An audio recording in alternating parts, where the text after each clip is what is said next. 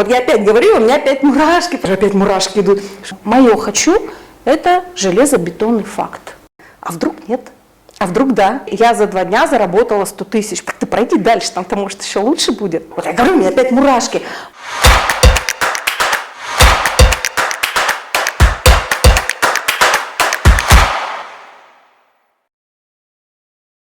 Всем привет! У нас новый выпуск на канале Комилов, и сегодня у нас в гостях Татьяна Девятова. Та самая Татьяна Девятова.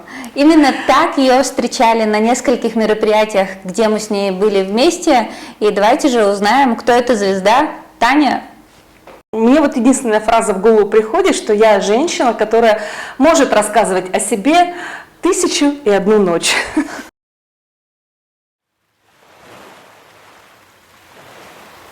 В детстве я мечтала стать волшебником, менять пространство и исполнять свои желания. Но все твердили: да ты фантазерка, это всего лишь твои детские глупые мечтания. Ладно, думала я, стану археологом, буду искать и познавать древние загадки. Но взрослые сказали: это опасно. Археологи умирают от древней лихорадки. А еще в 90-е все было очень лихо и мрачно. Все пили, много и тяжело работали, не жили, а выживали. Не высовывались, не мечтали, довольствовались малым.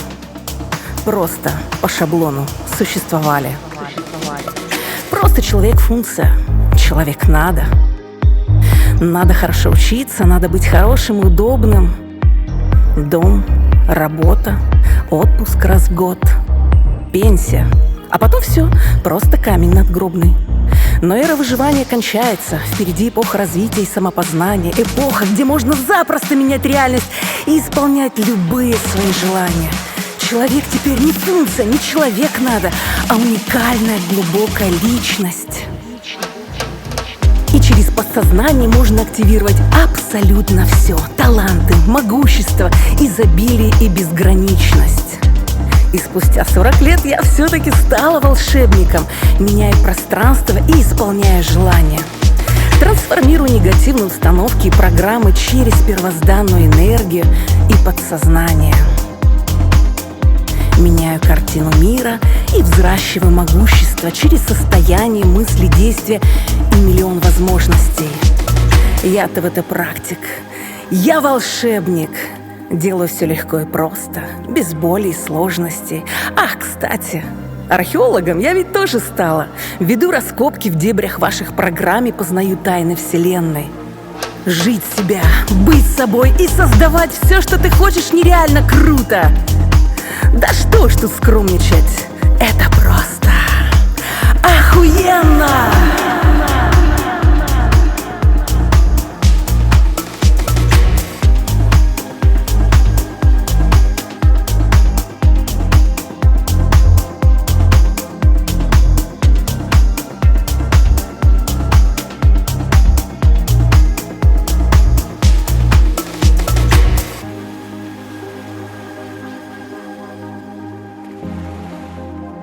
Таня, она вот такая по масштабу. С Таней интересно разговаривать, потому что она сейчас занимается техникой вибрационных трансформаций, и у огромного количества людей я спросила, кто знает, что это такое, и мне не ответил никто. Поэтому мы будем раскрывать, что это такое. Также Таня работала много в бизнесе, она работала не менеджером, а мастером по продаже, да, в лайк-центре. Да, тренером по продажам через соцсети, через прогревы. Да, плюс у Тани был свой бизнес, это кондитерская, онлайн-школа, и, это интересно, когда у человека вот много, и знания есть по предпринимательству, и сейчас ты работаешь с мышлением, и ты рассказывала о том, что в лайк-центре, когда ты работала, то ты понимала, что, вот здесь, неважно, какие инструменты не дай человеку, он ничего не сделает, потому что у него есть затыки в голове, и сейчас ты с ними работаешь. Да, абсолютно верно. Затрону тогда свое тренерство. В прошлом году, когда я проходила отбор на тренера, важным критерием было составить такую максимально подробную презентацию, посмотрев которую даже школьник выполнит все пошагово и придет к результату. Вот самый главный критерий. И действительно было очень... В какой-то степени мне обидно, что давая такие четкие, разжеванные инструкции ученикам, которые приходят за результатом, этому мешает вот какие-то простые затыки в голове. Шаг первый – провести анализ целевой аудитории. И людям страшно разговаривать с людям. Несмотря на то, что четкая инструкция, кому написать, как написать. Мы даже прилагали скрипты вопросов, которые нужно задать для того, чтобы узнать ответ на вопрос. Зачем нужна твоя услуга? Хорошо, я сделаю опрос. Не надо опрос, надо вживую поговорить с человеком, потому что закинув опрос, вот ты, например, ты любишь отвечать на вопросы? Да. Прямо подробно так, да? То есть если я тебе скажу, Свет, вот ответь на 40 вопросов, ты будешь каждый подробно отвечать. Нет. Вот. Большинство людей так и скажут, блин, у меня нет времени. Там что-то надо писать. Вот просто от балды напишут, и это будет совершенно некорректный ответ, и ты так и не узнаешь, зачем нужна твоя услуга, по каким критериям, например, люди выбирают меня как эксперта. Вот, поэтому очень важно было проводить живое интервью. Привет, удели мне, пожалуйста, 7 минут, я задам тебе несколько вопросов, ставишь на диктофон, записываешь. И даже вот этот простой шаг людям было сделать очень сложно. А это самое первое действие для продаж. То есть, А почему сложно? Ну, потому что разные затыки в голове. Например? Например, а кому я напишу, а как я напишу, а что я им скажу, а вдруг мне откажут, а вдруг что-то со мной не захотят как-то поговорить. То есть вот прям ворох вопросов сыпался, и человек не мог перейти ко второму шагу, потому что, отталкиваясь от этого первого, ты уже начинаешь оформлять свои соцсети, ты начинаешь составлять тот контент, который будет работать для того, чтобы продажи шли, чтобы как раз рассказывать, что вот, ребят, я продаю тот продукт, я продаю ту услугу, я тот эксперт, который вам нужен. И все, результата нет. Я проработала несколько месяцев и решила, что, блин, для меня очень важно, когда человек получает результат. Даже гораздо это более важнее, чем я просто продам услугу. Мне важно, чтобы мне сказали, блин, я учился у Тани Девятовой, я работал с Таней Девятовой. Вот я говорю, у меня же даже мурашки идут. Поэтому я в апреле отвела последние уроки в сотки, в скорости и полностью ушла в работу с мышлением, потому что здесь как раз результат у людей наступает очень быстро. А теперь я расскажу, что такое ТВТ. Да. Деньги – это энергия. Вот стакан с водой – это тоже энергия, лист салата – это энергия. Наше взаимодействие друг с другом – это энергия. И у человека есть два показателя энергии – качество и количество. Когда оба эти показателя страдают, человек вообще абсолютно не радуется жизни. Он просто сидит вот в этом своем коконе, в своем пространстве, в котором вместо крутой энергии созидательной куча страхов, куча блоков, куча установок, ограничивающих негативных программ и так далее. И он не видит ни возможностей, он не видит ни людей, с которыми он может повзаимодействовать. Все. И этот человек ходит постоянно, бубнит, ноет на жизнь, говорит, что все кругом виноваты в том, что у него такая жизнь. Вообще эта страна, в которой он родился, ему просто с этого момента уже не повезло. Человек, у которого количество и качество энергии совершенно другое, он просто идет по улице. Он может просто идти молчать, но ты проходишь мимо него и ты чувствуешь кайф. Человек как будто светится, от него как будто чем-то веет. Вот я опять говорю, у меня опять мурашки, потому что на самом деле и мне люди так говорят. И только благодаря ТВТ за последний год я смогла и в себе лично изменить вот это качество и количество энергии. Хотя про количество мне и так говорили, что у меня много, что я была каким-то постоянным энерджайзером. Мне даже говорили, Тань, рядом с тобой можно телефоны ставить на зарядку, потому что у меня всегда было много энергии. Но качество у меня страдало, то есть я выезжала только за счет количества. Сейчас качество, даже сравнить меня год назад, оно совершенно другое.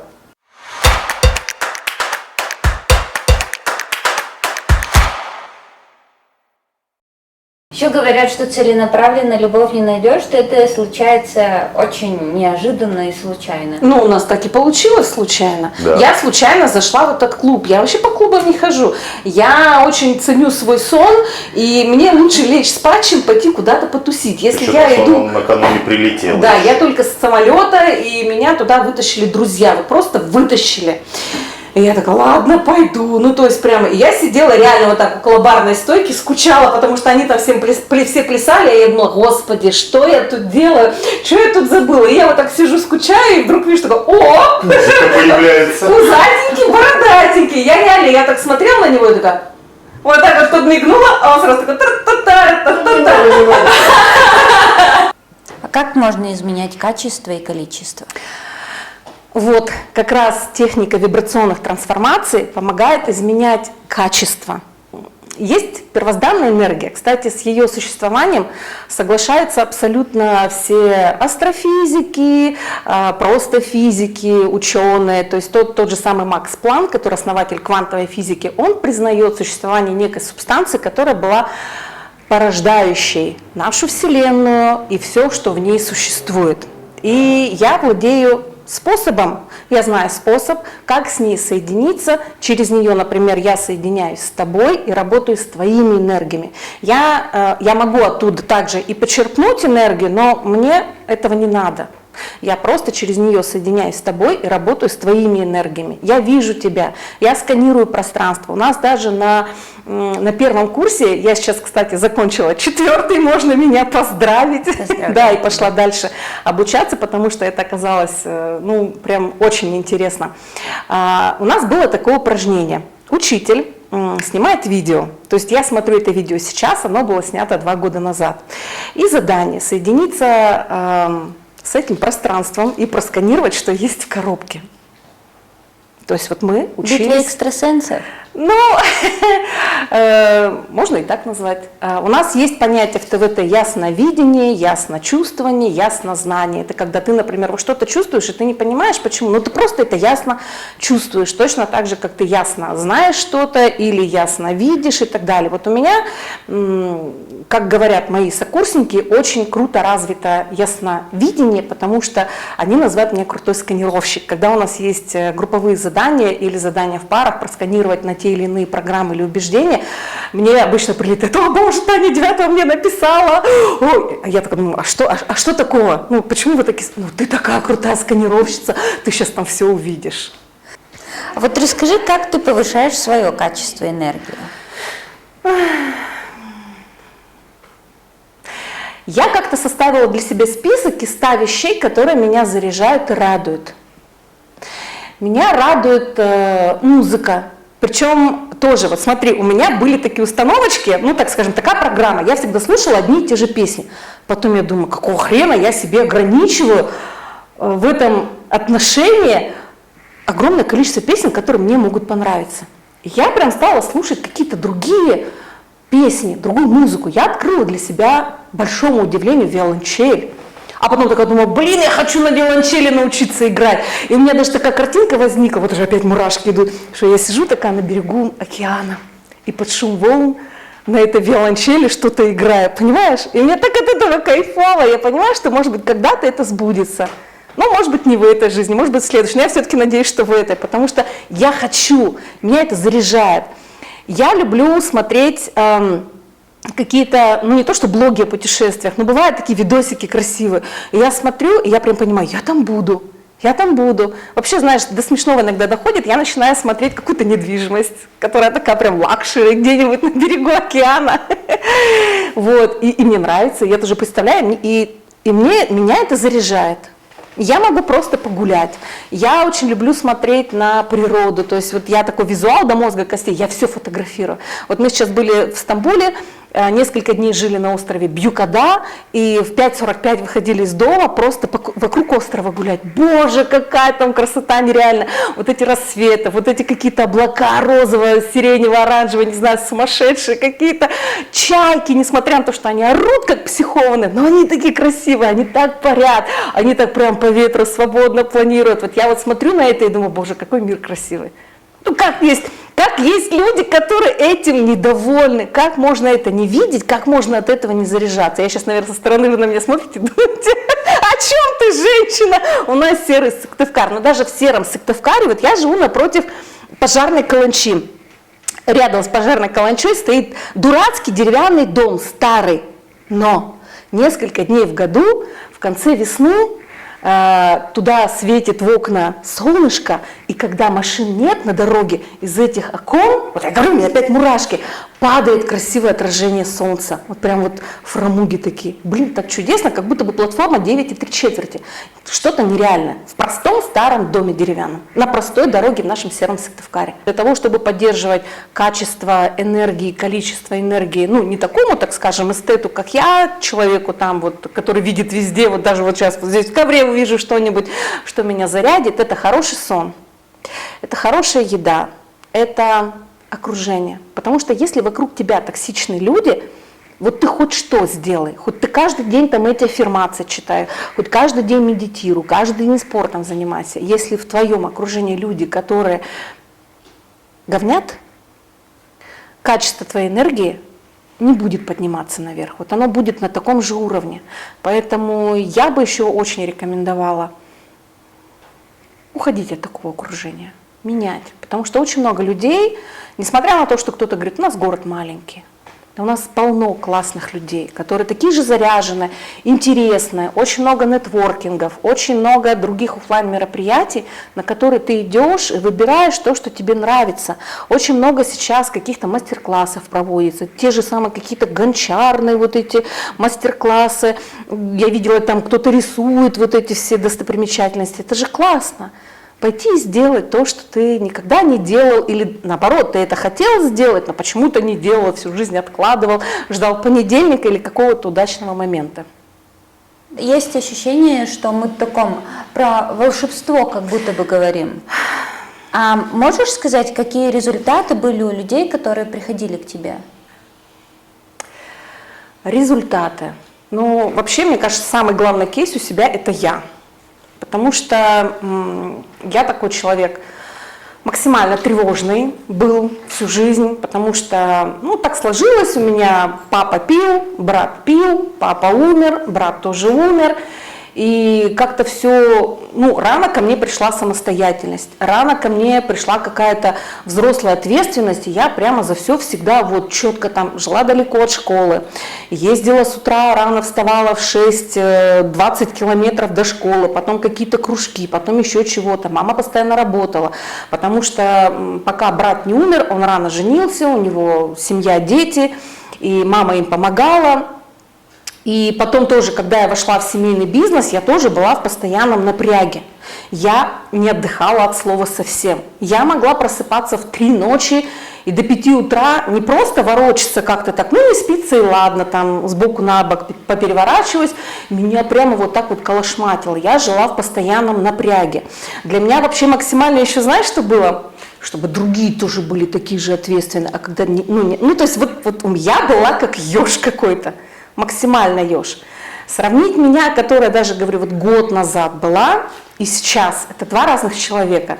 Я сейчас прям, какая бы ни была фигня, у меня прямо вот такой баланс внутри. Во-первых, я себе почистила очень много страхов. Почистила, ну что, допустим, я ухожу из найма, я останусь без денег. Я ухожу в другую нишу, ко мне никто не придет. Я ухожу из семейного бизнеса, я вообще останусь без средств существования. То есть вот у меня было очень много таких страхов. И они очень сильно влияют на качество энергии. Если взять других людей, с кем я работаю, у них вот тоже, даже если они там на завтра не заработали 1 миллион, у них очень сильно меняется вот это качество энергии. И все просто пишут, даже вот включить любое голосовое сообщение, оно начинается: «Таня, я не знаю, как это работает, но ты представляешь, я сегодня встала, и я ни на кого не злюсь». Или «Мне вот позвонила мама, а я на нее не сорвалась». Или, допустим, ко мне сегодня дети с утра подошли вот с этим «мам», а мне никому не захотелось дать подзатыльника. Или, допустим, вот муж, представляешь, он меня не бесит. И он так смотрит на меня, и мне даже муж один раз написал у клиентки: «Татьяна, добрый день». Я думаю, сейчас скажет, какого хрена вы там что-то с моей супругой сделали. А он: «Я вам так благодарен». моя жена просто преобразилась. У нас наладились отношения. Я просто вами восхищен. Работайте дальше. Эти изменения, они не могут быть незаметны, и их видят все. Хотя сразу скажу, что иногда у человека происходят такие изменения, когда окружающие этому совсем не рады. Потому что человек становится свободным, человек начинает себя проявлять таким, какой он есть, таким, каким ему хочется быть. Он начинает жить жизнь такую, какую ему хочется, а не такую, которую от него все ждут и которую надо жить по каким-то искусственно созданным шаблонам, критериям и так далее. И окружающим это не нравится. Я правильно понимаю, как это работает? То есть человек приходит, он тебе говорит какую-то свою историю, что у него происходит в жизни, что он хочет поменять. Вы изучаете, какие у него есть страхи, и ты ему, грубо говоря, даешь какие-то аффирмации, что вот поменяй свою точку зрения вот на такую. Или как это работает? Смотри, приходит человек, например, говорит, я хочу увеличить доход, это просто самый распространенный вопрос, с которым ко мне приходит. Увеличить доход, наладить отношения. Но это все взаимосвязано, потому что не может такого быть, опять же, исходя из типа мышления, что ты здесь в этом вопросе по одним рельсам думаешь, а вот в этом вопросе по другим. Если у тебя тип мышления обесценивающий, критикующий, усложняющий или магический, когда ты такой сидишь, то есть многие думают, о, у меня магический тип мышления, это, наверное, классно, это не классно. Это когда человек сидит и ждет помощи извне. Вот сейчас куплю лотерейный билетик, или вот сейчас мне выйду удачно замуж, и все, у меня там само собой сложится. Сама я ничего делать не хочу, такие тоже приходят. И, в общем, человек относится ко всему одинаково. Да? То есть, если он, например, к деньгам вот такой весь, то и в семейных отношениях такой. Начинаешь прорабатывать одно, это начинает зеркалить на другое. Неважно. То есть, оно меняет все. И аффирмации это не из серии ТВТ. Я сначала загружаю человеку истинное видение. Видение, например, на изобилие. Да? То есть, что такое изобилие? Вот ты знаешь, что такое изобилие?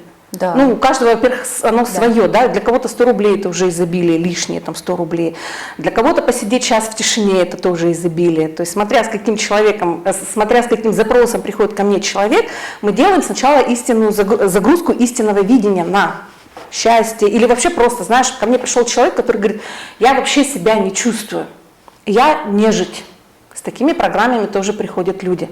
Еще важный момент, как мы проверяем программу, проверяем телесным тестом, которым пользуются абсолютно все психологи, потому что здесь мы себе все можем объяснить, пояснить, разложить по полочкам, придумать какие-то весомые оправдания, почему это так. Например, он меня бьет, потому что у него же детство было там несчастное, да? Он просто не знает, что такое любовь, а я терплю, и это моя миссия, научить там его любви там, или еще чему-то. Да? То есть мы все себе здесь оправдываем. Почему психосоматика у нас всегда срабатывает? Потому что тело не обманешь. То есть любую программу, допустим, я слышу человека, говорю, хорошо, вставай, будем проверять. Проверяем. И в конце работы мы обязательно проверяем, ушло или не ушло. Бывает так, что у разных людей разная скорость трансформации. У кого-то через несколько дней они встраиваются. Я говорю, проверяешь через 3 дня, если не ушло, значит нужно смотреть. Это не корневые, это не глубинные установки. Нужно дальше копать. И мне еще хочется рассказать тут историю про Таню. У Тани, они вообще такая классная пара с мужем, просто они прям светятся. И муж младше на 11 лет, на 11 лет младше Тани, они вместе 6 лет. И они вообще прям такие клевые. Это да. А почему у вас не одна фамилия на двоих? Потому что очень много документов нужно было менять. Ну, наверное, прикольно сохранять личный бренд под своей фамилией, а замуж можно выходить, чтобы у тебя была другая фамилия, да? Ну да, мы же прогрессивно. Сколько лет вы замужем? Женаты, замужем, женаты? Знакомы уже 7-й год, в июне как раз было 6 лет. Будет 7 лет, а в следующем году, в январе. Да, в январе будет 5 лет со свадьбы. Да, чтобы дату не забыть, он даже татуировку себе сделал. День нашего знакомства. У меня очень плохая память, я перестраховался. потом извиняться будет гораздо хуже. Вы счастливые очень. Скажите, в чем секрет ваших отношений? Построить свое счастье, построить какие-то легкие партнерские взаимоотношения может абсолютно любая женщина и абсолютно любой человек. Просто когда я говорю, что ты смеешься? Мне так понравилось. Любая женщина и любой человек. Хорошо, любой человек может сделать свою жизнь такой, какой он хочет. Вот легко и просто. Будь то партнерские отношения, будь то карьера, будь то хобби. Вот абсолютно в любой нише, абсолютно в любой сфере жизни можно все сделать легко и просто. Просто легко и просто сделать человеку мешает вот этот хлам в голове. И вообще самая страшная установка, которая есть у многих, если не у большинства, что легко и просто не бывает. Обязательно все должно пройти через какие-то трудности. Вот точно так же не верю, что у нас легкие отношения без ссор, потому что как будто бы такого не бывает.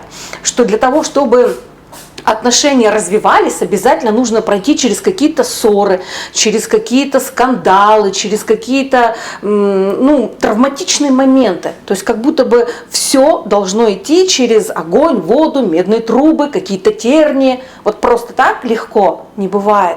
А на самом деле бывает. Достаточно убрать вот эти установки, чтобы прийти к таким же отношениям. Чтобы прийти к тому, что в твоем доме комфортно, чтобы прийти к тому, что дети, вот Варя у меня, например, тоже слушает мои эфиры. Она иногда даже, я ей говорю, Варя, закрой дверь. Она такая, почему? А мне интересно. Я говорю, серьезно? Она говорит, да. И я, когда рассказываю, например, про психотипы личности, это достаточно сложная тема, и иногда я использую термины, а она потом подходит ко мне и говорит, мам, а я какой психотип личности? Я говорю, у тебя еще он формируется до 20 лет, так что потом посмотрим лет через 8, что в тебе сформировалось. И опять же, во многом то, кем она станет, зависит от того, какая сейчас я, какие складываются у нее взаимоотношения с Пашей, потому что она все это впитывает, как и любой другой человек. И я от себя хочу максимально показать, что возможно все. И можно делать это легко, можно делать это просто, не усложняя, не нагромождая. Как вчера я тебе сказала, просто делаешь просто. А как вы ругаетесь? А мы не ругаемся. Да как А это? зачем? Нет, А мы смысл? первый год, Первый наверное, год, да. Прям у нас, и то, мы не ругались, мы больше ссорились. Если вот вникнуть в тематику слов. Типа я такой горячий финский парень, такой типа, все. Мы были полной противоположностью. Да мы сейчас как бы не особо... Сейчас, что ты не перебивай меня. Подберется повадок. Нет, я был раздолбай прям высочайшей марки. А я была упоротым трудоголиком. И меня бесило, что он отдыхает, расслабляется. Кайфует. Да, кайфует. А я типа такая работаю. Я говорила, что я же даже не позволяла себе минуты отдыха. Мне казалось, что я пока минутку отдыхаю, от меня уходят возможности, от меня уходят бабки, что я какая-то вообще непродуктивная, неэффективная. И вообще, как я могу позволить себе отдыхать? Я не могу. В итоге он научил меня отдыхать, а я его научила работать. У нас такой тандем такой получился гармоничный. Получился хороший. Угу. Вы изменились, да, с момента знакомства? Да. Ржем, Прическа новая. но ржем мы также много. Ну да. Да. Ну а так, вот если про ссоры, то я даже не вспомню последнюю, чтобы прям кричали друг на друга. Вообще Я никогда вообще не не кричали. вспомню. А вы, бывает, ощущаете разницу в 11 лет? Конечно. Да нет, абсолютно этому я никогда не придавал значения. Как бы банально не звучало, но это всего лишь цифра. То есть я знаю много людей, которым там за 50, а интеллектуальное развитие у них просто воробушка.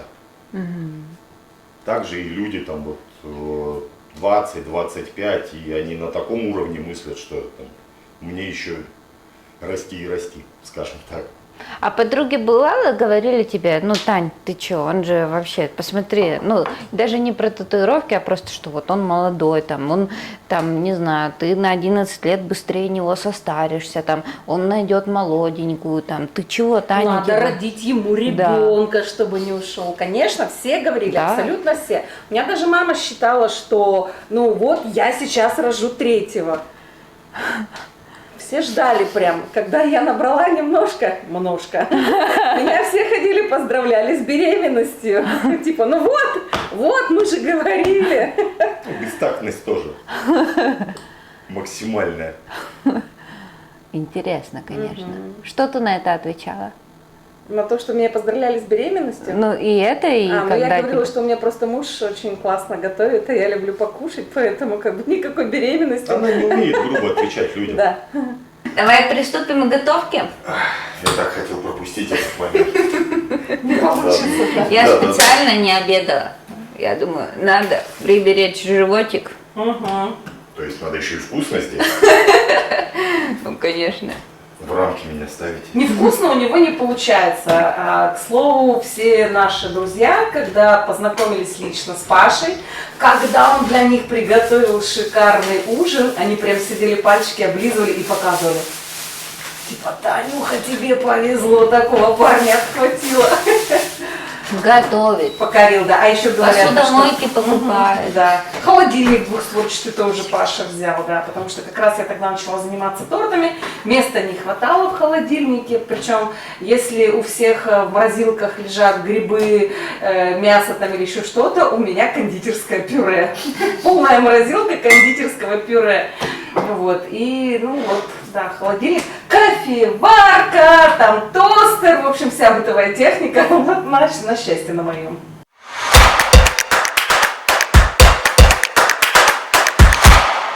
Вот еще, кстати, наверное, у многих женщин может быть установка, что если у меня уже есть дети, то все там, я буду вот так всю жизнь одна с детьми.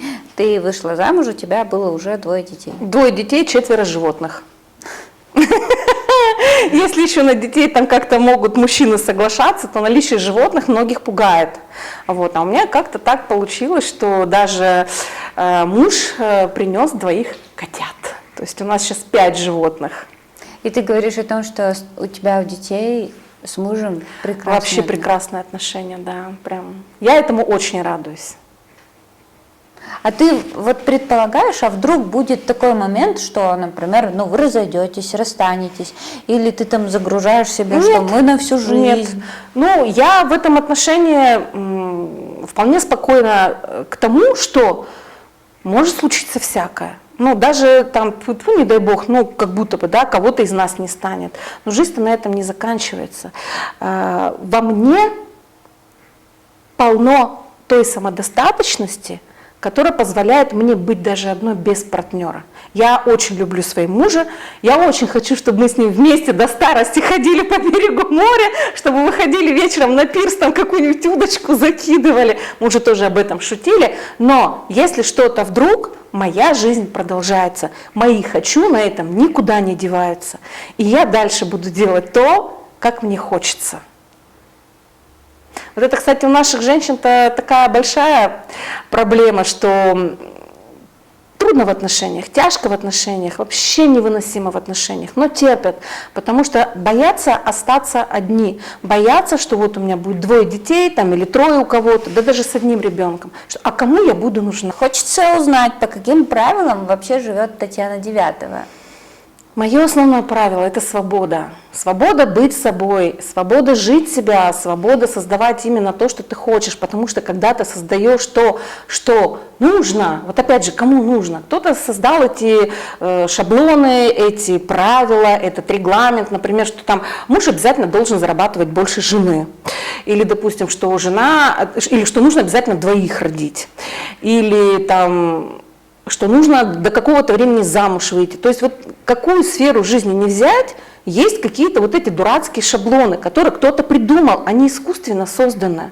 И даже с самого детства, например, вот условно, мальчик любит рисовать. Ну, сейчас-то, может быть, это уже посвободнее, и к этому относятся попроще, а раньше было, что он там, или, допустим, вот мальчик в куклы играет, наверное, у него что-то там такое не то формируется, не дай бог, что там геем вырастет, надо ему танчики подсунуть, или машинки, или пусть он конструктор сидит, собирает. И парень бедный потом сидит, через «не хочу» делает то, что ему не нравится, маленький ребенок. Потом поступает туда, куда настояли родители. У меня таких случаев очень много, и в работу ко мне приходит очень много людей, которые говорят, я, сижу, работаю, мне не нравится. Опять же, вот про низкое качество энергии. Когда человек с утра встает и думает, опять на эту работу идти, боже мой, опять понедельник. Вот у меня нет ни понедельника, ни вторника, я просто живу. Мы когда были на отдыхе, я вообще забыла, какой день недели. Забыла, потому что для меня это не важно, для меня каждый день с утра прекрасен. Даже когда я еще год назад работала в найме, у меня было точно такое же отношение. Потому что я люблю жизнь, я люблю жить. Кстати, к этой свободе я начала идти еще 3 года назад, когда решила изучать психологию. Уже 9-й курс прохожу. И вот как раз вот свобода, она красной нитью идет через последние 3 года, когда я учусь жить себя не потому, как надо, а потому, как я хочу. И из этих надо ведь у многих складывается жизнь каждую минуту. Например, я хочу отдохнуть, но мне надо готовить. Я хочу себе купить красную помаду, но, это вроде как-то неприлично. Я хочу где-то там обои обновить, но мне надо там что-то там, какие-то другие траты. И мы вот так вот живем и каждый день наступаем на горло своим желаниям, своим потребностям. Я так не хочу. Я вот в какой-то момент решила, что я хочу жить ту жизнь, которая мне нравится. Когда мы начали путешествовать чаще, чем раз в год, меня просто, честно, как-то так с таким сарказмом каждый раз, что? Опять куда-то ездили? Это я сейчас с улыбкой говорю, а там реально у человека просто яд брызгал. Я говорю, да, ездили. Лучше бы машину себе купила. Я говорю, зачем мне машина? Я работаю из дома. И за продуктами мы не ходим, мы доставку заказываем. А если что, мне даже муж не разрешает в магазин ходить. Он говорит, что моя жена еще тяжести таскала. Сколько вы стран объехали? Да немного. Мы просто последние 2 года ездим целенаправленно только в Турцию. Нет, у нас последний год получился турецкий с декабря. Декабрь, февраль, апрель, июль и в сентябре мы еще планируем. Предыдущий у нас мы была так присматриваемся. Карибский вот этот треугольник. Там не все страны отмечены, кстати. Мы там начали отмечать страны, которые путешествовали с Пашей. Да. Потому что до того, как Паша со мной начал путешествовать, я много других стран посетила. Мы еще обсуждали эту карту, мне подарили на день рождения, и такой семейный вопрос. Ну что, будем отмечать те, которые были до, или с чистого листа, как будто бы решили, что с чистого поскольку я сильнее, листа. в семье. Да. Это очень решающий фактор. Никто ж домашнее насилие не отменял. Слушай, а вот ты в начале разговора говорила про конференцию на Бали, а ты выступала или ездила слушать? Я ездила слушать, да. Я как раз тогда была в преддверии запуска курсов онлайн, и это была конференция для онлайн-предпринимателей. Как раз кто планирует запуски, там были приглашенные спикеры, очень крутые спикеры. Там был Оскар Хартман. Это было круто. Кто это? Я прямо ожидал этого вопроса. Не, это такой крутой предприниматель, меценат, очень мудрый человек. И прямо его выступление ждал весь зал. То есть он очень Просто широко известен в узких кругах. В узких кругах. То есть он не такой максимально публичный человек, как другие онлайн-предприниматели или бизнесмены. Он именно такой прямо на спорте, на познании мудрости жизни, вот такой целеустремленный, такой, в общем, не знаю, он мне чем-то, может быть, напоминает Илона Маска, только Илон Маск, он такой более пафосный, более публичный, а Оскар Хартман, он такой, вот как бы у него своя вселенная. Какие ты смыслы взяла с этого выступления, помнишь? Слушай, это так давно было, мне кажется, вообще давно. Просто для меня, я тогда просто окунулась, как в ушат с холодной водой. Я впервые видела там всех этих спикеров. Там был Петя Осипов, там была Катя Иноземцева, там Катрин Форс и еще другие вот эти крутые. Я смотрела на все с такими глазами, я приехала. Я ж тогда даже вообще не понимала, что такое сторис. Я не знала, что такое сторис, а все ходили, что-то выкладывали, я думаю, что все делают? А потом, как вот понеслась вот эта моя соцсетийная жизнь, вот именно развитие, продажи, прогревы через соцсети, а тогда я просто лягушонком каким-то вот так вот. Но Бали мне очень понравился, очень понравился. Вот расскажи про тортики. Да, про тортики. Короче, у меня группа по тортикам называлась Yummy 2411. Как? Ями – это вкусно. По-английски ями – это вкусно. 2411. Спроси меня, почему 2411? Ну, 24 часа, наверное, 11 регион. Нет, короче, 2411 – это 24 ноября 2017 года. Именно тогда мне пришла в голову такая мысль, типа, а не начать ли мне печь пряники? Я не знаю почему. Хотя 23 ноября или 25 я выехала в Москву на мастер-класс по куклам к известной кукольнице Татьяне Конне. Ну, она такая прям крутая-крутая. То есть я с утра выехала, приехала на мастер-класс и вечером обратно улетела. И я честно думала, что я буду делать куклы. Вот такие вот крутые, классненькие куколки такие. И вот уже 11 декабря я делала пряники.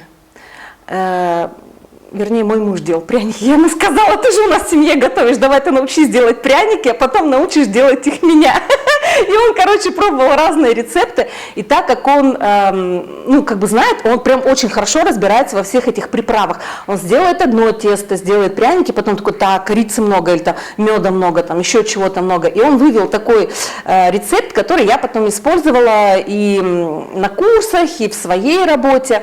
Вот, и перед Новым годом я что-то напекла, я так разошлась, мне так понравилось печь эти пряники, хотя, честно, они у меня такие были корявенькие, но, несомненно, вкусные, потому что все соседи, которых я встречала в подъезде, говорили, у вас так пахнет вкусно, у вас какой-то там новогодний запах корицы, что вы там делаете? Я говорю, пряники пеку. В общем, короче, я напекла 200 пряников, больше даже, и продала их на 30 тысяч. И думаю, куда бы мне их потратить?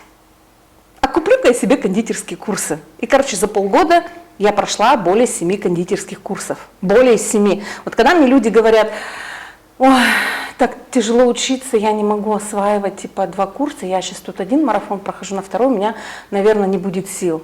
Я вспоминаю себя, когда я одновременно проходила 3 кондитерских курса, и там нужно было сдавать домашние задания, а некоторые кондитерские изделия, такие как макарон. В общем, короче, они такие сложные, или там зефир, ну что их просто еще с первого раза не всегда получается сделать. Или темперированный шоколад, я просто пачку шоколада извела, все равно не получилось. Думаю, да и хрен с ним, с этим темперированным шоколадом, буду делать там, ну, что-то другое. Это к слову о том, что начинающие кондитеры, которых я потом обучала, они вот точно так же думали, что для того, чтобы мне стать успешным кондитером, мне нужно изучить там 100 рецептов, они там скачивают вот все вот эти рецепты, там что-то постоянно что-то пробуют делать, вместо того, чтобы сделать ассортимент из 10 штук, потому что люди, ну не пробуют они 150 разных, они как прицепятся к красному бархату, и 5 лет одна семья заказывает красный бархат. Я говорю, может что-нибудь другое? Нет, нам красный бархат. Вот у нас там дети его едят, и всем гостям в прошлый раз так понравилось, только надпись на торте меняется. Например, там Петеньке 4 года, Петеньке 4 года и так далее. Спустя полгода после своего первого кривого капкейка я перестала справляться с заказами. Это тоже, кстати, звоночек. Поднять цену. То есть спрос на тебя есть.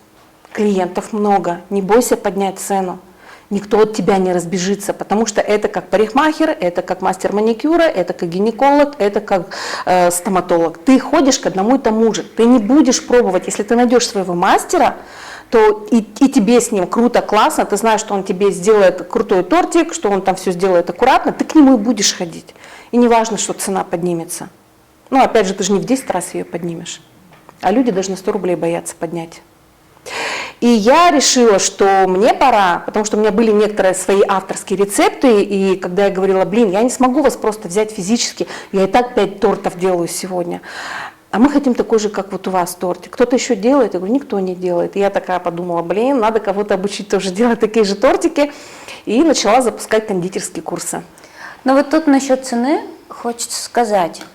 Вот если, например, два специалиста, и они одинаково выполняют свою работу, но один из них берет, например, дороже, чем тот, то как будто бы вот люди скажут, ну мы же пойдем к тому, кто берет дешевле и делает точно такую же качественную работу. А второй, например, скажет, ну типа нет, я там дешевле не буду. Как будто бы здесь должен быть уже прокачанный личный бренд для того, чтобы ты мог поднимать там цену во столько раз, во сколько ты захочешь. Угу. Несомненно. Поэтому мы переходим ко второму вопросу, с которым сталкиваются эксперты, у которых вот такой максимальный затык происходит, проявляться. То есть личный бренд без проявления в соцсетях, где-то на офлайн мероприятиях, он невозможен. Ты должен себя показывать, ты должен заявлять там, всему городу, всему пространству, что вот я есть такой, я делаю такую-то услугу, я делаю такой-то продукт, и вот он у меня такой. И я, кстати, так и делала, когда только-только начинала с тортиками так вот тихонечко, аккуратно их продавать, я просто пришла в один фитнес-центр, принесла им чизкейк ППшный. Они такие, а мы его не заказывали. Я говорю, я знаю, что не заказывали, я начинающий кондитер. Я сейчас вот тестирую разные рецепты ППшные, принесла вам творожный чизкейк. Рассказала, что в составе есть, что там нет ни сахара, ни пшеничной муки, ни каких-то других вот этих вредняшек, типа масла или сгущенки. Я говорю, вы попробуйте, а потом мне напишите отзыв. Я не успела до дома дойти, мне уже звонят и говорят, Таня, он такой вкусный. Если бы ты не сказала, что он ППшный, мы бы реально подумали, что это творожный обычный чизкейк. Давай, тащи свои визитки, у нас еще, говорит, тут клиенты все налетели спрашивать. Вот одним таким простым действием я просто такой мощный вклад сделала и в свой личный бренд, как кондитера, и в свое проявление. И вот помню, в тот день группа выросла с 40 до 120 человек, потому что вот все попробовали понемножку. Во-первых, мне сразу прилетела куча отзывов, которые я уже стала выставлять. Вот, ребята, смотрите, простой набор полезных продуктов. И мне тут 20 человек написали, классно, вкусно, вообще не отличишь от обычного классического десерта. Особенно если не знать заранее, вот вообще не отличишь. Есть какие-то лайфхаки для людей? Я просто знаю девчонок, которые говорят, мне даже было сложно написать первый пост, там, представление о себе. Есть какие-то от Тани Девятовой лайфхаки для людей, которые боятся проявляться? Как внутри себя поддерживать, что говорить себе, что делать в эти моменты? Я, наверное, сейчас дам рекомендации с точки зрения эксперта по продвижению через соцсети. Во-первых, вот первый шаг – это реально узнать, а зачем нужна твоя услуга, зачем нужен твой продукт. Потому что когда ты это знаешь, тебе легче эту информацию доносить. Даже если эти люди не были твоими клиентами. Вот я, например, там, тебя спрошу, Свет, вот представь, тебе нужно прокачать свое мышление, изменить что-то в своем мышлении. Зачем? Для того, чтобы расти дальше. Угу. Другого спрошу человека, вот зачем тебе нужно менять мышление? И у каждого человека будет свой ответ. И когда ты знаешь, чего хочет твоя аудитория, твои потенциальные клиенты, у тебя есть пища для постов. Вот я, кстати, в субботу буду выступать спикером на тему 3 простых шага для легкого создания контента, потому что именно это стопорит многих экспертов, когда вот у них, они почему-то наделяют такой максимальной сверхзначимостью вот это вот написание постов, ведение соцсетей, прямо как будто, блин, это там нужно, я не знаю, открытие какого-то вселенского масштаба сделать. Хотя все гораздо проще. Вот ты узнай, зачем, у тебя будет очень много тем. Спросишь 5 человек, будет 5 тем, да, 5 точек зрения, зачем человеку нужно это. Спросишь 10, еще больше. Спросишь 20, 25, еще больше. Ты хоть каждый день что-то пиши. Во-вторых, вот, например, мы с тобой встретились, и мы с тобой о чем-то общаемся.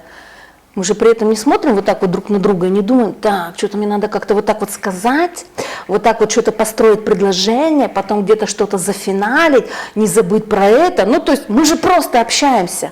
И в постах точно так же. опять же, вот из-за этой сверхзначимости к соцсетям, потому что это тоже вот кто-то установил какие-то правила, что надо обязательно вот так. Да, правила есть, они помогают легче структурировать этот контент, но ведь никто не говорит, что ты из простого легкого общения должен создать какое-то такое, типа, вот что-то напряженное. Я всегда представляла, что мои подписчики, та аудитория, которая есть у меня в блоге, на минуточку, у меня был в Инстаграме блог, где было 78 тысяч подписчиков. Я представляла, что у меня 78 тысяч друзей, и я выхожу и им что-то просто рассказываю. Рассказываю просто. И вот для того, чтобы начать вести соцсети, для того, чтобы даже через них начать проявляться, нужно просто сделать. Сделать просто. Это вот как палка о двух концах. Просто делаешь и делаешь это просто, без усложнения. И мы сейчас плавно перейдем к тому, что вот тип мышления, который это все мешает делать, усложняющий. Потому что вместо того, чтобы что-то сделать просто на раз, два, три, мы начинаем думать, а это нужно так, а потом нужно еще чего-то, а если я это сделаю, то есть нагромождаем на себя вот эту кучу непонятных установок. Вот это все вот так вот и рождается. Хотя человек, может быть, даже не пробовал, у него нет негативного опыта. Это мы сейчас плавно перейдем к тому, как зарождаются установки. Но он где-то от кого-то слышал, что все не так просто, что надо там сначала что-то сделать, чтобы просто написать какой-то пост. Да просто напиши. Тебя никто не будет проверять на орфографию. Ну да, есть такие душнилы, кстати, которые, а у вас в таком-то слове 3 буквы Т, ну, к примеру. Я говорю, какая вы внимательная. Ну, то есть к этому тоже можно относиться просто. А некоторые думают, сейчас мне кто-то напишет, сейчас на меня набежит волна хейтеров, там они мне что-то будут писать. Ну, напишут, ну, ты ответишь, ну, как бы ничего там страшного. В конце концов, палка, никто тебя через экран ноутбука или твоего телефона не стукнет. Да, это точно. Да. Вот скажи, как ты себя поддерживаешь в этот момент? Вот проговори, вот что ты себе говоришь? Вот я говорю, что это мои друзья. Мои друзья меня любят. Любят. Вот честно, мне вообще хейта не пролетало. Вот среди этих 78 тысяч подписчиков не было ни одного человека, который бы накидал мне там какого-нибудь говнеца. Не было. А у тебя этот аккаунт, он жив? Слушай, нет, не жив. Я его похоронила, потому что я попала в бан. И, кстати, это тоже очень интересный момент, потому что все такие, о боже, ты там столько в него вложила. Я говорю, и чё? Ну я же знаю, как его вести. Я сейчас просто новый создам, сделаю все то же самое, точно так же люди заинтересованные в него придут. И я вырастила другой свой аккаунт до 25 тысяч подписчиков. А потом, когда я резко сменила нишу, я смотрю, у меня что-то не так стало со статистикой. Это, опять же, вот для меня это очень важный показатель. Не количество, а качество. И все, опять-таки, и я обратилась в специальный сервис, чтобы мне почистили 24 тысячи подписчиков. Просто убрали из блога 24,5 тысяч подписчиков. И все таки, Татьяна, ты подумай, ты что, ты же столько вложила. Я говорю, ребят, смотрите, если статистика падает, если у меня сейчас заинтересованность падает, значит, это не моя аудитория, им это не интересно. Я вообще за взаимоотношения по обоюдной любви. Нет любви, нет искры, давайте разойдемся, давайте не будем мучить друг друга. Но люди сами не отписываются. Ну, то есть им тоже, опять же, кажется, ну, она же обидится, если я от нее отпишусь. Да наоборот, я буду рада, ну, как бы отпишитесь. В общем, те, кто не отписался, всех тех отписали. Это, во-первых. Во-вторых, вот тоже, вот я всем ребятам говорю, например, Таня, у меня же нету 1000 подписчиков, у меня там всего 100 человек. Я говорю, у тебя целых 100 человек. Опять же, например, к кондитеру. Или любая другая ниша, где ты там что-то делаешь. Если это 100 целевых клиентов, у тебя заказов на 100 дней. Всем понравится, все тебя порекомендуют, у тебя потом будет 200, потом 300, когда уже будет больше 500, ты уже просто перестанешь справляться с заказами. Ну, то есть все вот так вот планомерно идет. И возвращаясь к соцсетям, это же ведь не человек, который сидит и где-то там размышляет, ну, вот этот аккаунт нормальный, поднимем ему охватики, а этот какой-то не очень, мы ему опустим охватики. Это алгоритмы. И алгоритм смотрит, у тебя 5000 в блоге, да, или там вот как у меня 24,5. А конверсия, вовлеченность низкая. А если бы я ставила 500 человек, 500 охватов. Зашибись конверсия, все, у меня охваты есть, у меня продажи есть. Как только я почистила вот этих людей, я за 2 дня заработала 100 тысяч, потому что у меня охваты поднялись, меня все люди увидели, а так меня как будто бы не было. То есть соцсеть мои охваты понизила, она меня скрыла, потому что по количеству я не соответствовала вроде как заинтересованности. Поэтому для меня всегда важно, пускай у меня, например, даже на моем канале сейчас в Телеграме 170 человек, но это люди пришли ко мне целенаправленно, осознанно. Я никого насильно к себе не пихаю. Я вот прям за максимально такое вот общение, когда есть заинтересованность. Да, продажи случаются не сразу. Да, люди смотрят и думают, а что это такое?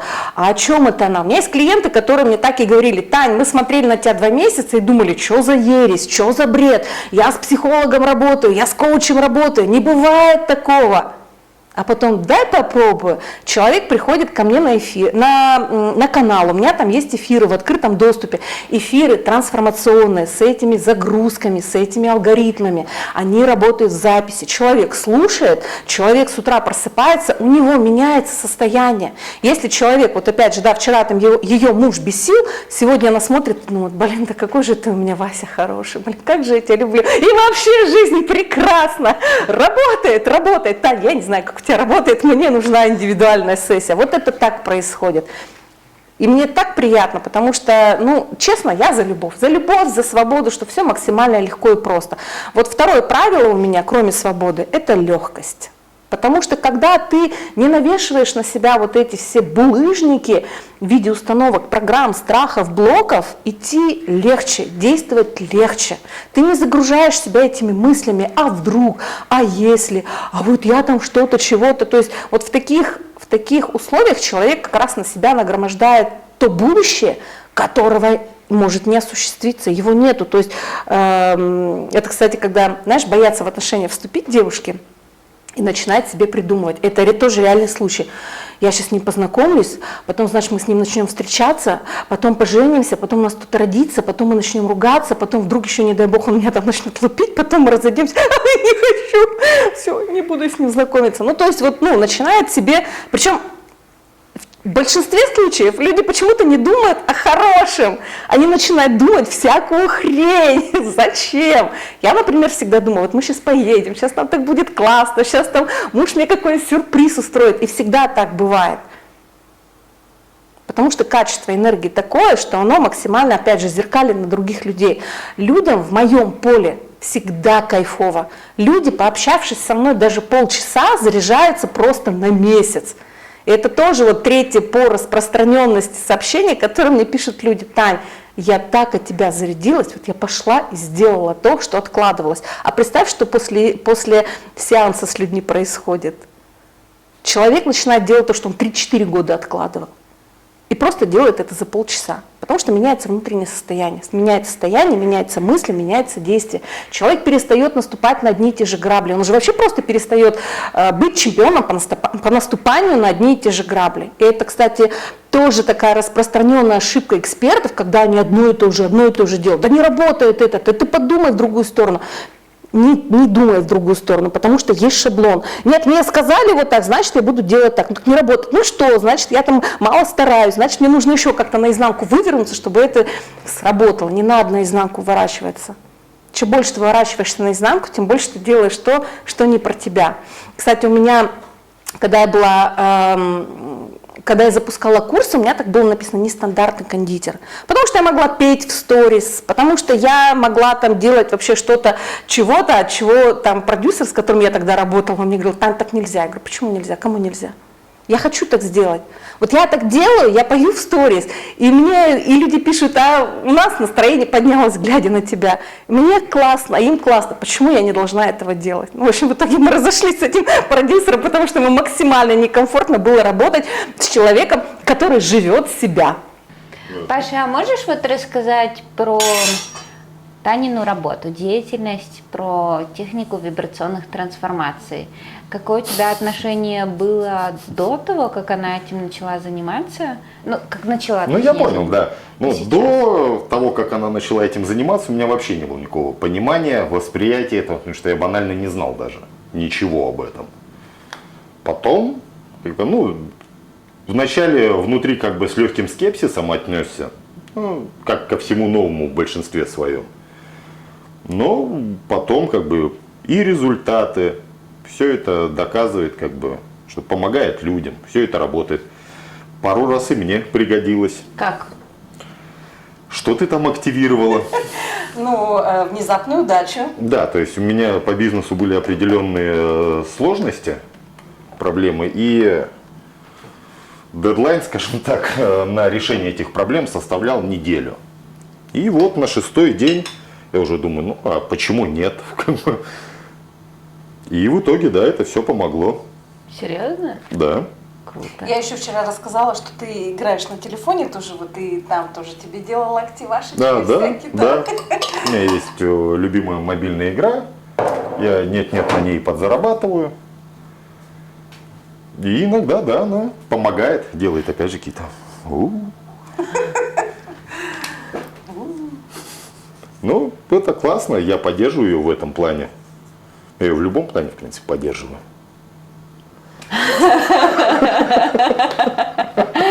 Ну вот, а представь, вот ты стоишь с мужиками, вы И? такие что-то разговариваете на серьезные темы, и вот они тебе говорят, слушай, блин, вообще, про вот здесь проблема. Ты вот скажешь им, слушай, и как ты думаешь, как они отреагируют, и скажешь ли ты так, слушай, а ты вот к Танюхе моей обратись, она тебе сейчас там вибрационную технику она сделает, и Но опять же, я Всё наладится. вполне могу так сказать, посоветовать. Просто опять же, все это упирается в скепсис людей. То есть, если даже я, человек в принципе открытый ко всему новому, это все со скепсисом воспринял, что говорить про людей, которые об этом вообще никогда ничего не слышали, а с учетом, скажем так, наплыва, да, вот этих инфо-цыган, которые продают банально воздух, да, там визуализируй, мысли, думай, все, и будет все классно. Поэтому, ну, многие со скепсисом относятся, я нормально уважаю их мнение.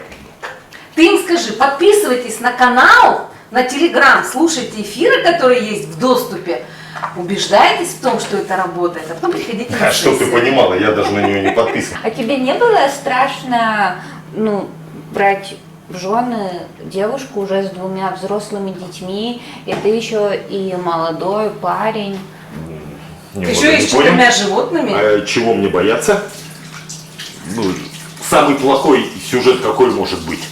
Ну, В типа, этом. боятся же, ну, много мужчин есть, которые боятся, они такие, ну, типа, а как меня будут воспринимать? Я боюсь каких-то конкретных проблем, потенциальных проблем, да.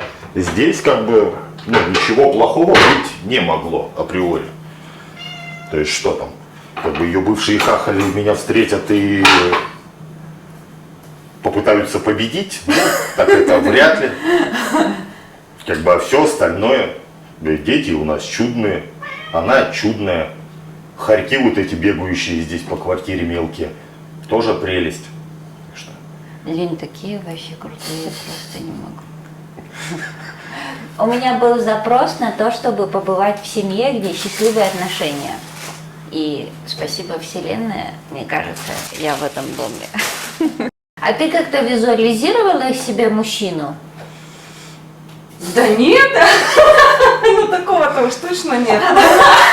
это довольно обидно, я тебе скажу. Нет, я в том плане, что я не загадывала, что у меня будет муж моложе меня, но после определенных отношений для меня было очень важно, чтобы отношения были вот, ну, из какого-то равного величия, то есть не выше кто-то, ниже, да, и давление такое, потому что там именно такие были отношения, то есть меня задавили, то есть мне каждый раз давали понять, что я никчемная, что я плохая хозяйка, что я плохая мама, что там я то, чем я занимаюсь, это что-то стрёмное, это позорное, что вообще я дура.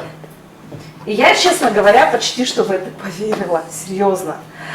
И для меня было очень важно, чтобы дальнейшие мои отношения вот абсолютно на это не были похожими. Ну и в тех отношениях у меня ни грамма счастья не было, абсолютно. Я тогда была на 30 килограмм меньше, но счастья в моих глазах абсолютно не было, ни граммулечки. У меня даже есть фотография, если нужно будет, я ее покажу. Мне все говорили, ой, боже, ты там такая худенькая. Я говорю, ну и что худенькая, ну не счастливая. А сейчас я счастливая. Да, мне кажется, это прям вот самый главный компонент, потому что если счастья нет, никакие деньги не заменят вот этого ощущения. Мне кажется, это важно прокачивать мышцы радости. Просто Ну и в том числе, да. Счастье. Ну вот в чем для вас счастье? Мне кажется, Я же говорю, счастье мое. Счастье мое. Почему я его так называю? Потому что я с ним такое ощущаю. А ты можешь сказать отличие? Вот есть же, например, там аксесс-бары, да, есть рейки, там, забыла, как называется. Тета-хилинг. Да, и тета-хилинг, и есть там, когда тебя погружают там в прошлое твоей жизни, забыла, как процесс называется. Регрессия. Регрессия, точно. Вот чем отличается техника вибрационных трансформаций от вот тех других, что мы назвали? Гораздо более простым алгоритмом, гораздо более легкой, экологичной, комфортной работой и скоростью. Вообще, даже с точки зрения психологии, с точки зрения принципов техники вибрационных трансформаций, но нет смысла ковыряться уже в прошлых жизнях, если можно исправить здесь и сейчас и наладить трансляцию по роду в эту сторону и в другую сторону. Если сравнивать, у нас на ТВТ обучается очень много и девочек, которые аксесс-барами занимаются, и тета-хиллеров очень много, и психологов очень много. Психологам вообще очень классно этот инструмент изучить, потому что у них есть огромная база по психологии, и они просто ускоряют работу. Точно так же, как я применяю все эти знания, полученные на курсах по психологии, они мне помогают быстрее найти вот эти убеждения, да, максимально комфортно работая с человеком, задавая конкретный вопрос. То есть можно час раскапывать, а можно просто даже слушая человека, улавливать сразу. Потому что я там проходила по психологии, и как формируются жизненные сценарии, речевые стратегии, слушая которые можно уже эти сценарии считать. И я трачу на это не час, а, допустим, минут 15-20. Ну, в зависимости, опять же, от того, насколько человек открывается. Потому что и это опять зависит от вот этих вот установок. Человек иногда хочет проработать, но он приходит и сидит весь такой зажатый, прямо как будто ему жалко расстаться со всем вот этим барахлом, которое ему мешает жить. И это прямо очень распространенная такая стратегия, когда человек боится перемен. Опять же, а что их бояться? У нас в мире каждую секунду что-то меняется. Если мы возьмем последние 2 года, у нас просто постоянно что-то шарашит. Но нет стабильности. Ты живешь в переменах, в твоем теле постоянно, каждую секунду происходят перемены. Кровь идет туда-сюда, да, по нашему телу движется. У нас там нейронные вот эти связки, вот эти работают, там все мыслительный процесс, они же ни на секунду не останавливаются. Даже когда мы спим, у нас постоянно работает мозг, тратя энергию на поддержание нормальной температуры тела. У нас волосы растут, ногти растут, у нас слюноотделение и так далее.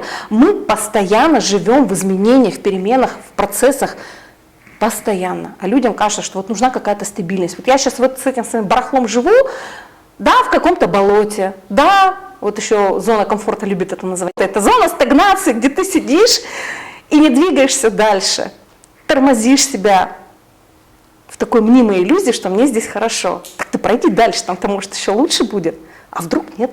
А вдруг да? Но опять же, мы же всегда думаем в плохую сторону, да? А вдруг не будет?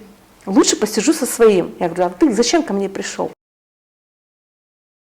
Я не утверждаю, что для того, чтобы создать жизнь и реальность твоей мечты, тебе абсолютно ничего не нужно делать. Телодвижения важны в любом случае.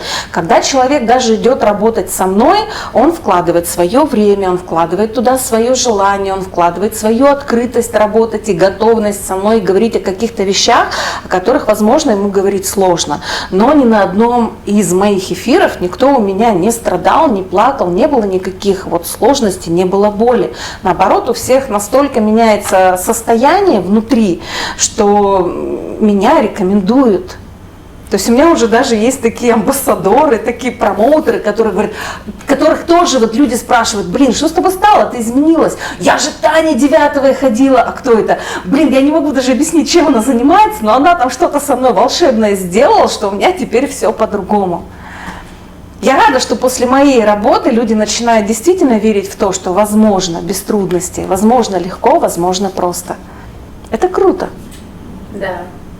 А зачем мы себе усложняем? Потому что так сложилось исторически и складывалось несколько веков, что быть мучеником – это почетно, проходить через какие-то тернии – почетно. Ну и как бы у нас было очень много исторических моментов, которые это еще так вот укрепляли.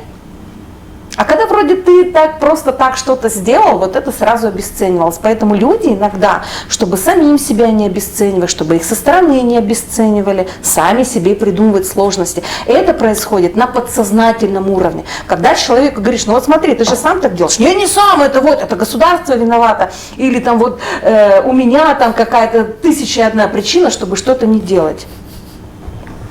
Да, бывают такие люди, которые говорят, что мы в стране такой живем, где нет возможности. Человек может поменять страну, мозги он себе свои не поменяет. Тип мышления просто так вот он себе не изменит, без проработки. Он переедет в другую страну, и точно так же он там будет ругать абсолютно все. Соседей, партнера, президента, там, погодные условия, все будет виновато. Поэтому важно здесь и сейчас уже менять в себе, внутри, в подсознании, в мышлении эту картину мира, чтобы как раз все делать легко и просто. Таня, пожелание для наших зрителей канала Комилов. Самое первое и самое главное, что я хочу пожелать каждому, кто меня сейчас смотрит, задать себе вопрос. А мне так нравится? А это та жизнь, которую я хотел жить, даже ребенком? Даже пускай вам говорили, что это ваши глупые мечты. Вот она сейчас такая. Если нет, меняйте ее. Не думайте вообще, кто что скажет.